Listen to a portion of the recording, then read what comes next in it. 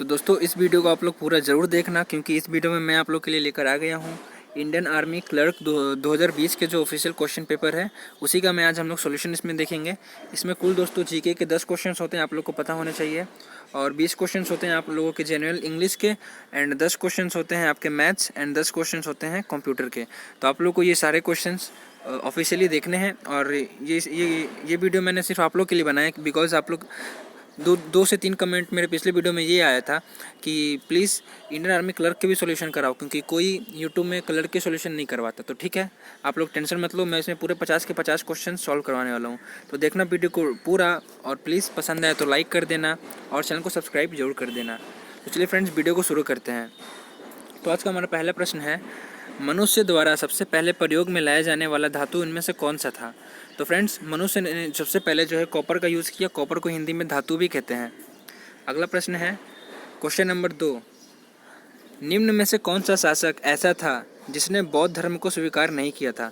तो फ्रेंड्स, जो अशोक था वो तो कलिंग युद्ध के बाद इसने बौद्ध धर्म को अपना लिया था। हर्षवर्धन भी अपना लिया था बौद्ध धर्म को, और कनिष्क भी जो है वो बौद्ध धर्म को स्वीकार कर लिया था। लेकिन जो ऑप्शन 4 में दिख रहा है समुद्रगुप्त, ये इसका सही आंसर हो जाएगा।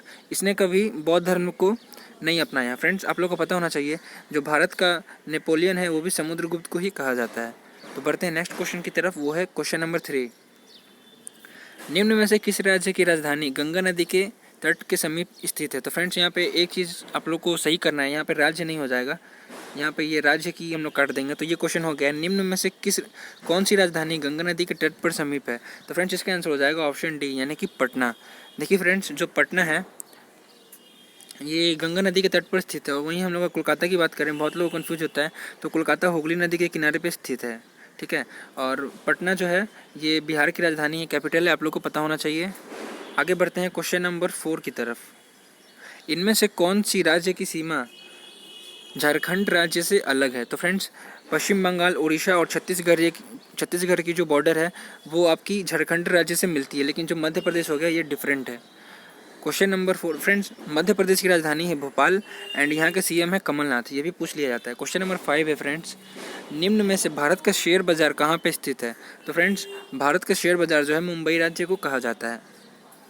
क्वेश्चन नंबर 6 है, किसी व्यक्ति द्वारा भुगतान किया जाने वाला कर को क्या बुलाते हैं। तो फ्रेंड्स, किसी व्यक्ति द्वारा जो भुगतान हम लोग देते हैं उसको हम लोग ऑप्शन सी इसका सही आंसर हो जाएगा, डायरेक्ट टैक्स, यानी कि प्रत्यक्ष कर कहा जाता है। क्वेश्चन नंबर 7 है दोस्तों, राज्यसभा में निर्वाचित सदस्यों की अधिकतम संख्या कितनी होती है।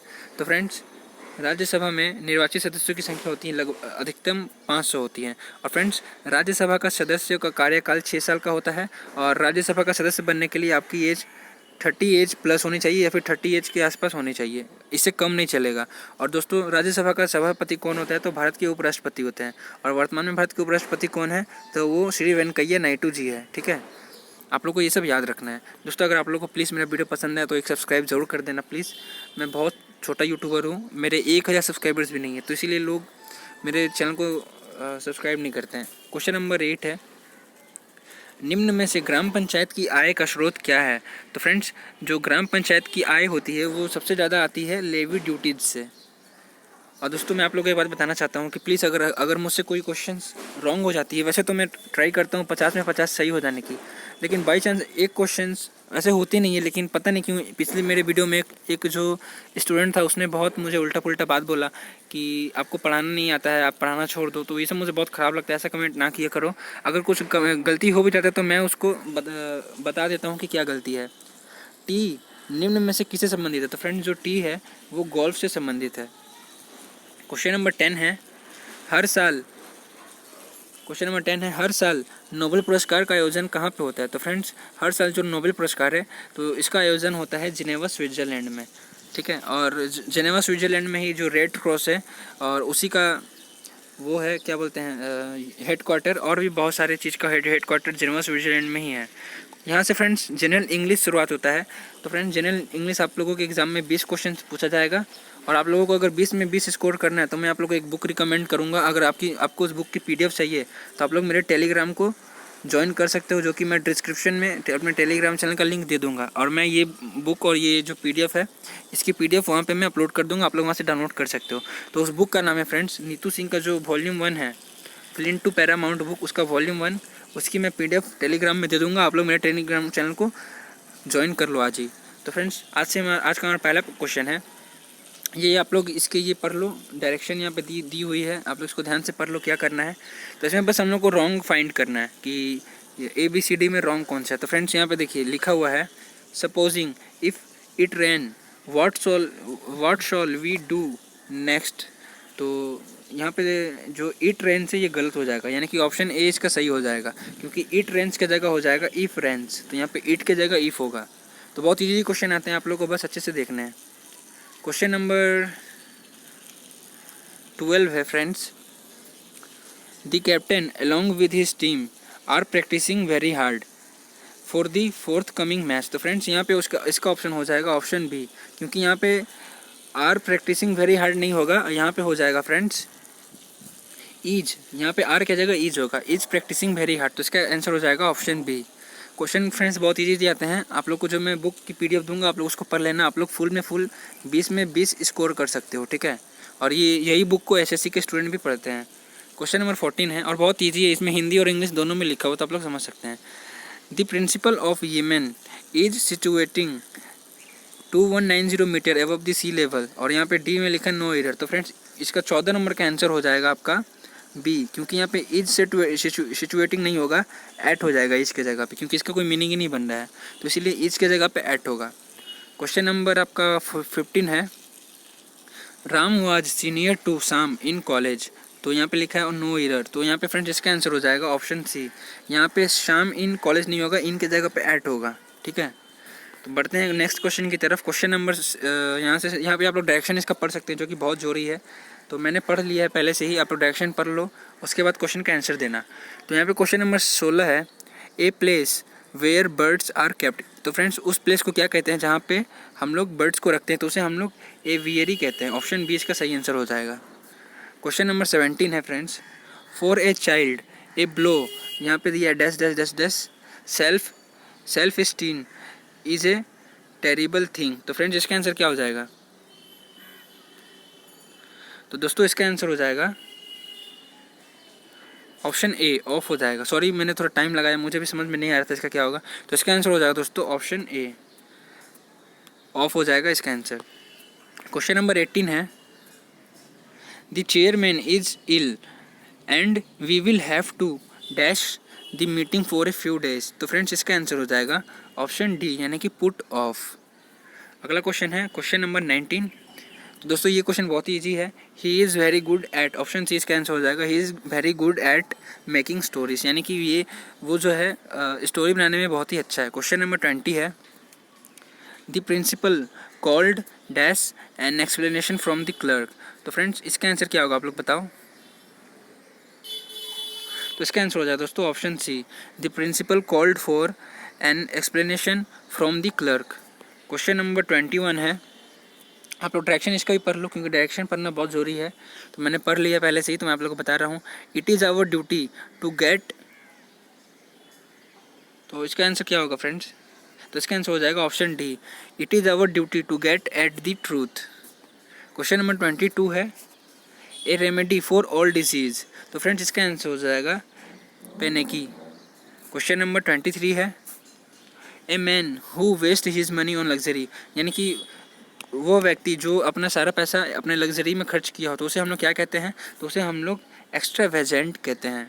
क्वेश्चन नंबर 24 है, custom of having many wives.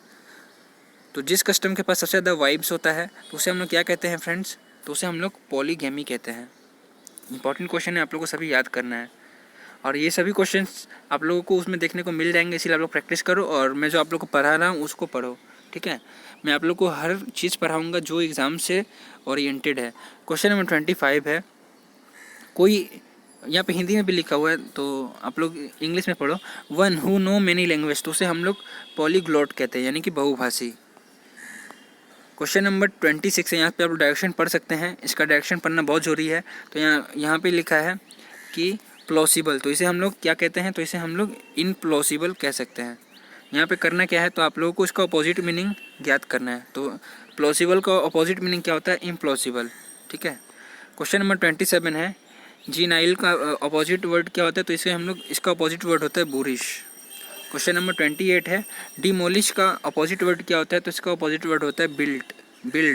Question number 29 है, फ्रेलिटी का अपोजिट वर्ड क्या होता है, तो इसका अपोजिट वर्ड होता है स्ट्रेंथ।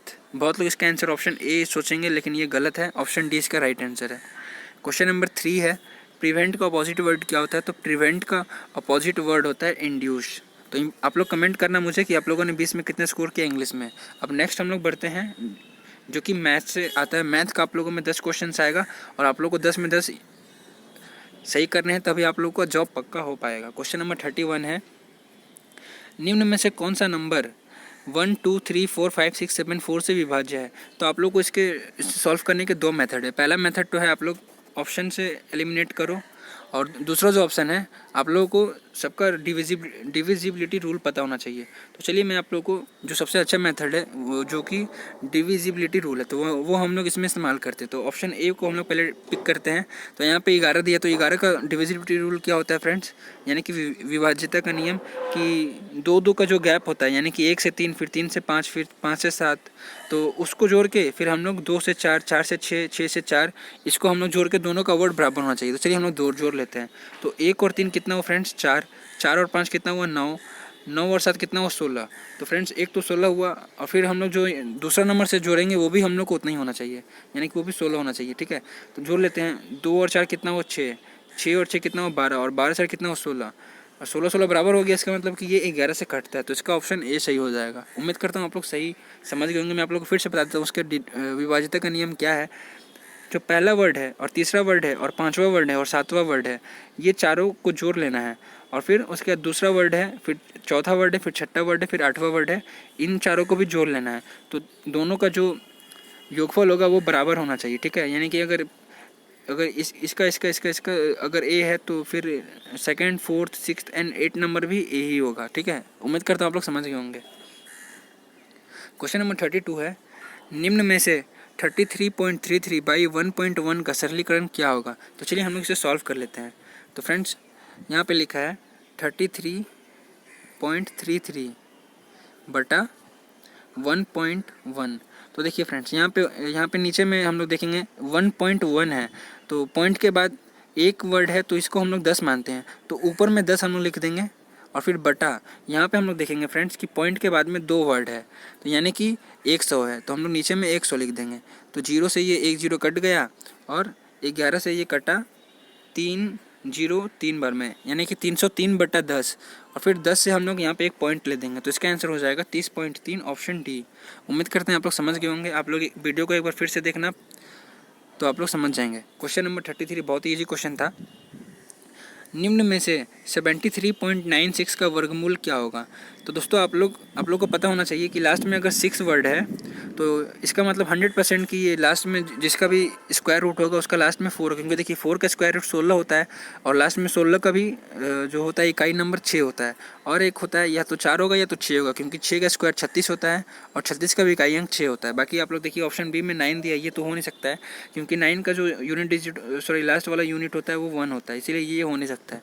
तो चलिए हम लोग अब ऑप्शन में दिया ऑप्शन ए 8.6, ऑप्शन सी देता है 0.86। तो फ्रेंड्स जो 86 का स्क्वायर रूट होता है आपका 7396। ठीक है, आप लोग अगर निकालेंगे तो आप लोग यही पाएंगे कि 86 का स्क्वायर रूट होता है 7396। तो फ्रेंड्स यहाँ पे बीच में पॉइंट है, यानी कि 2 वर्ड यहाँ 2 वर्ड यहाँ, तो इसीलिए आप लोग ऐसे पता कर सकते हैं कि ये 8.6 का स्क्वायर रूट है, क्योंकि 0.86 का स्क्वायर रूट हो जाएगा आपका 0.7396, जो कि यहाँ पे है नहीं। यहाँ पे दिया 7396, तो इसीलिए इसका आंसर हो जाएगा 8.6, ऑप्शन ए इसका राइट आंसर है।